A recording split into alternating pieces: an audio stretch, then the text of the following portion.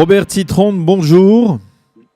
Bonjour. Boker Tov, merci d'être avec nous ce matin sur Studio Kalita. Je rappelle, j'espère que je vous présente comme il le faut, que vous êtes ingénieur au KKL. Vous travaillez depuis plus de 30 ans au KKL. Vous êtes un ancien Olé Hadash donc de Toulon et vous êtes lauréat de l'école supérieure rurale des eaux et forêts de Nancy, ce qui vous place particulièrement bien pour essayer de nous expliquer ce qui se passe depuis maintenant plusieurs semaines dans le pourtour de la bande de Gaza avec ce terrorisme des cerfs-volants et des ballons incendiaires lancés par les Palestiniens à partir de la bande de Gaza en direction du territoire israélien et des dégâts que ces ballons incendiaires causent à la nature, à la faune, à la flore en Israël et dans cette région en particulier.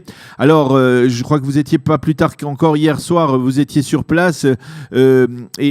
Alors, expliquez-nous d'abord la situation, parce que dans un premier temps, il faut bien avouer qu'il y a encore 2-3 semaines, on avait un peu le sentiment que, au sein des forces de sécurité israéliennes, on ne prenait pas cette menace et les dégâts causés par ces cerfs-volants comme une menace particulièrement dangereuse. Et brusquement, les forces de sécurité ont, semble-t-il, mesuré l'importance des dégâts et elles ont apparemment décidé de lutter de manière plus efficace.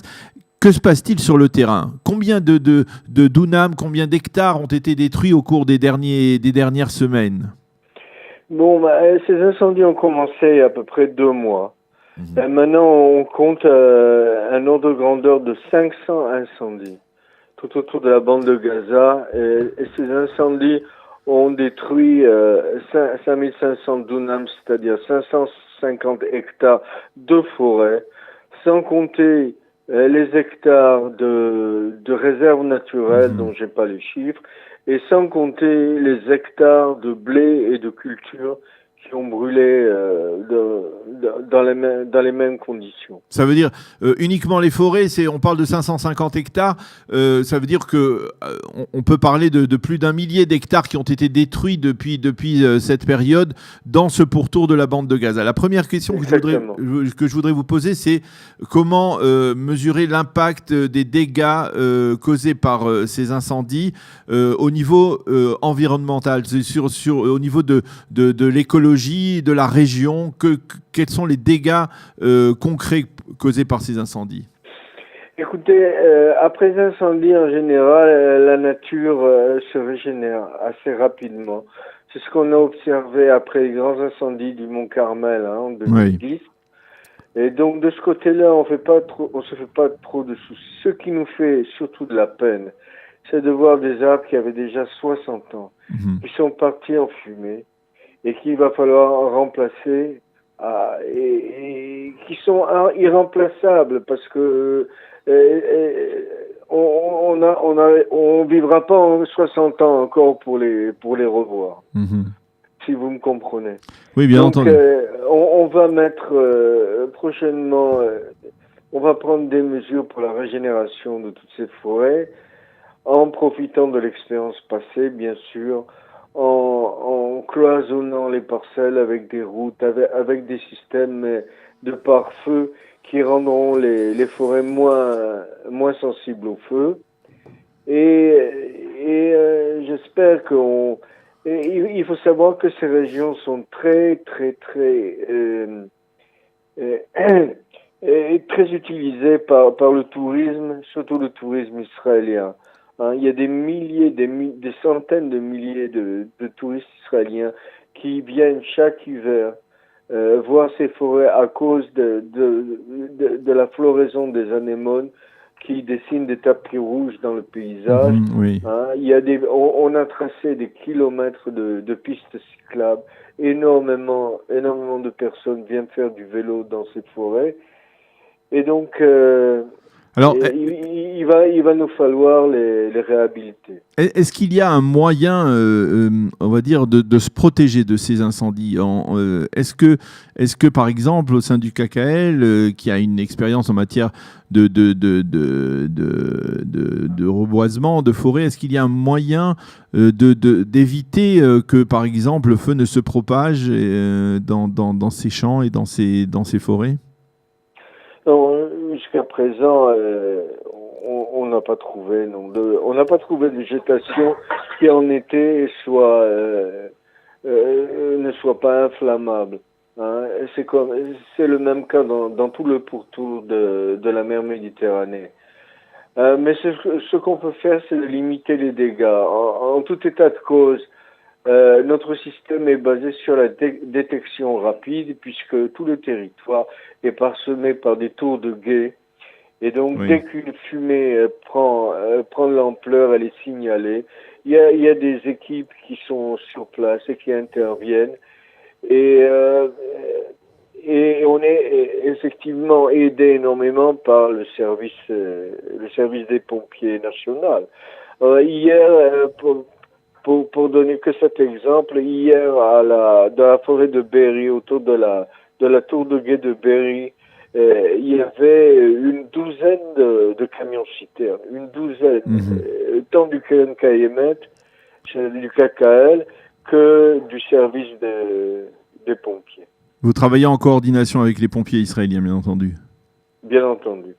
Alors, il y a ces dégâts. Est-ce que au niveau de l'environnement, on a vu non seulement ces incendies, mais on a vu également lors de ces manifestations des Palestiniens, ces incendies de pneus qui ont probablement affecté, on va dire, l'atmosphère de cette région. Est-ce qu'il y a des dégâts qui sont que l'on peut mesurer, qui sont peut-être...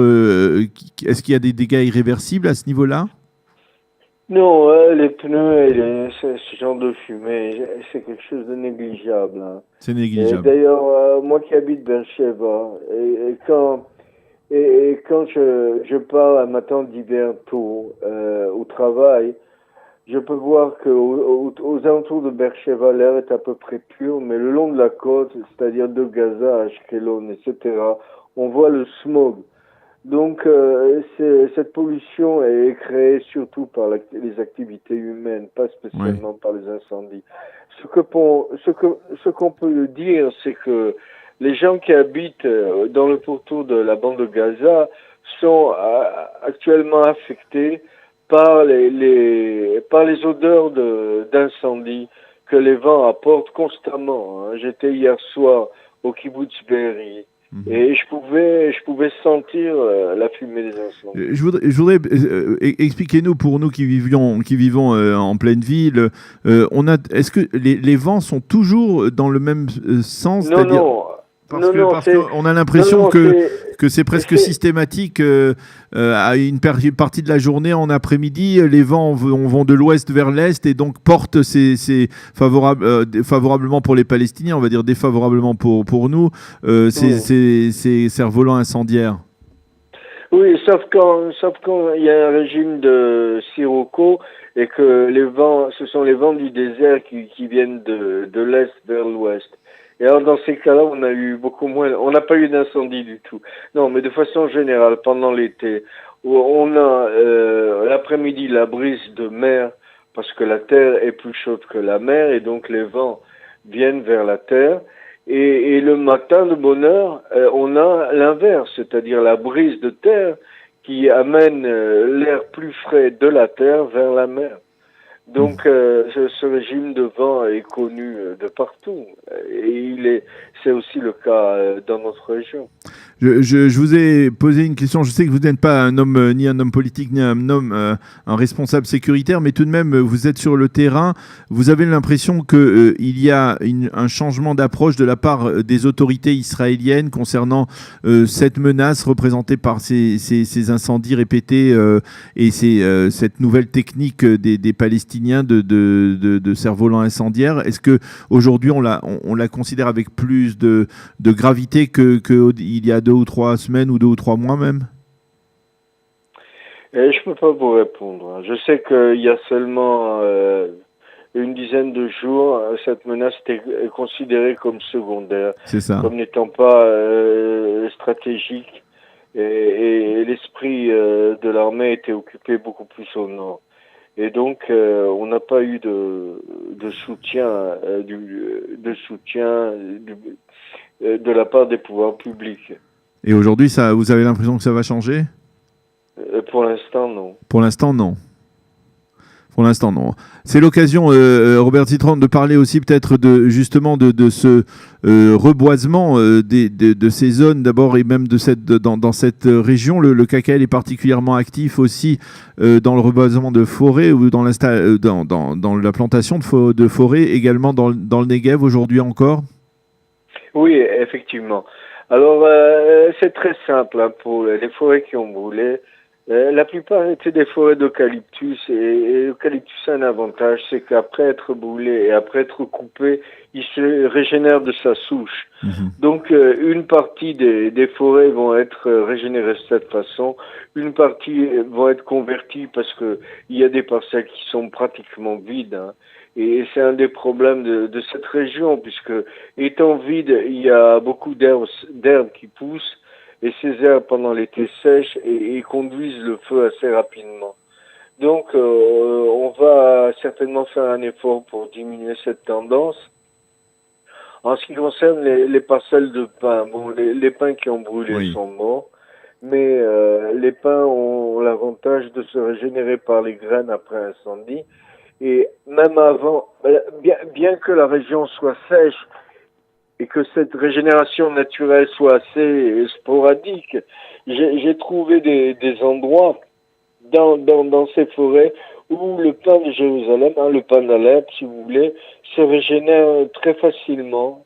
Et c'est ce qui m'a donné de l'espoir pour l'avenir de la foresterie dans cette région. Vu que des pins qui avaient été plantés il y a maintenant plus de 70 ans, ont réussi à mettre en place de façon naturelle deux descendances d'arbres. Et donc, on peut penser que ça va continuer. Donc, je pense que malgré l'effort que ça va nous coûter et l'argent, le travail que ça va nous coûter, ces incidents sont une occasion pour remettre à jour la forêt dans cette région. Alors, une dernière question, vous qui êtes, je le disais tout à l'heure, au Lechadaj, qui êtes monté en Israël, lorsque vous voyez d'une certaine manière que nos ennemis de l'autre côté de la frontière utilisent la pratique de la terre brûlée, on va dire, pour lutter contre l'État d'Israël, est-ce que ça vous inspire une forme de réaction, on va dire, au-delà de votre action sur le terrain concrète, qu'est-ce que ça vous inspire comme réflexion? Moi, ça m'inspire pas beaucoup. Moi, je regrette le temps où on travaillait ensemble, parce que la plupart de nos bûcherons venaient de la bande de Gaza. Ah oui. Alors à présent, ils viennent donc de la région de Hébron. Et on a des. C'est-à-dire avant vous travailliez au sein même du KKL avec des bûcherons qui travaillaient de la bande de Gaza, des Palestiniens. Oui, et dans la mesure où on travaillait ensemble, on développait des relations amicales. Et donc, pour moi, c'est un regret que ces liens soient détruits. Et je suis sûr que les sentiments sont partagés de l'autre côté. Mais c'est la situation.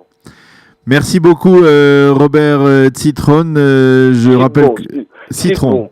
Robert Citbon. Ah, Robert Citbon, pardon. Alors, on m'a mal transmis votre nom, alors je m'excuse.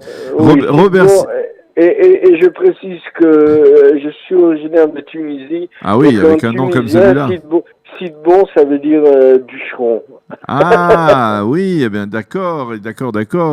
Voilà. Écoutez, oui, alors je m'excuse d'avoir un peu déformé votre nom, mais en tout cas, donc Robert Citbon, donc un nom de bûcheron, et effectivement un nom tunisien bien connu. Merci d'avoir été avec nous ce matin sur Studio Kalita pour nous parler de cette situation donc dans les forêts et dans les champs du pourtour de la bande de Gaza. Bonne journée. On espère que cette journée sera calme et ne sera pas accompagnée par de nouveaux incendies donc dans cette région. Bonne journée, shalom. Je vous en prie, merci. Voilà, nous allons marquer une pause musicale et on se retrouve tout de suite après avec Eliana Gurfinkel.